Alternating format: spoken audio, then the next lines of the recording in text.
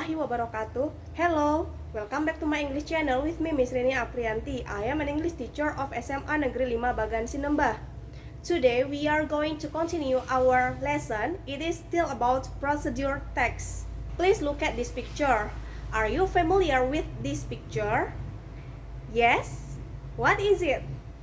Yeah, this picture tells about how to make something.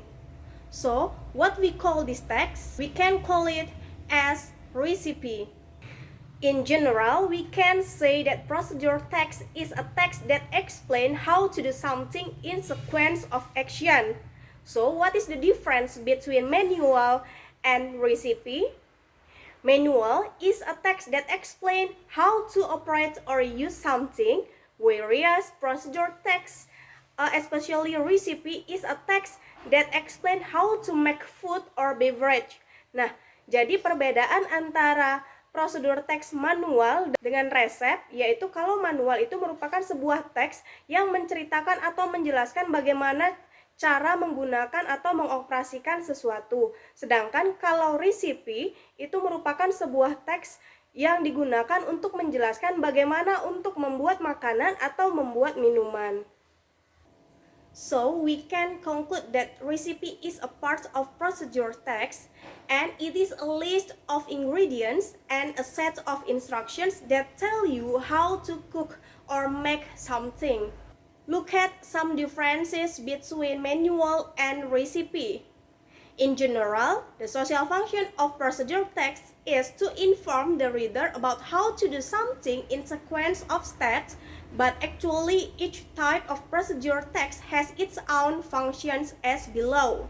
The first one, manual, is used to inform the reader how to operate or use something through a sequence of steps, while procedure text, especially recipe, to inform the reader how to make food or beverage through a sequence of steps. We can use recipe to describe how something is made in sequence of steps, and then it provides a series of steps in sequences that explain the readers how to make something, and the communicative purpose of the text is to tell the steps of making something. Nah, tujuan dari teks prosedur, khususnya resep, itu digunakan untuk menggambarkan bagaimana sesuatu dibuat dengan tahapan-tahapan.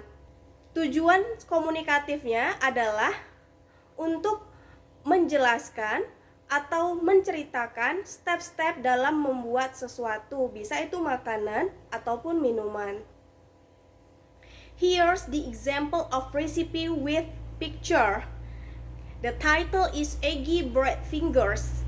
The ingredients: 1 large egg, 1 tablespoon milk, 2 small slices of bread, and 1 teaspoon of butter.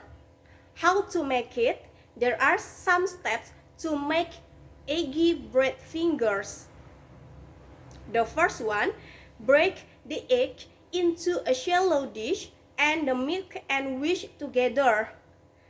Nah, di sini ada beberapa metode yang digunakan atau step-step yang digunakan agar kita bisa membuat eggy bread fingers. We can see on the picture there are 8 steps in making eggy bread fingers. Struktur dari teks ini bisa dilihat ya dari gambar tersebut.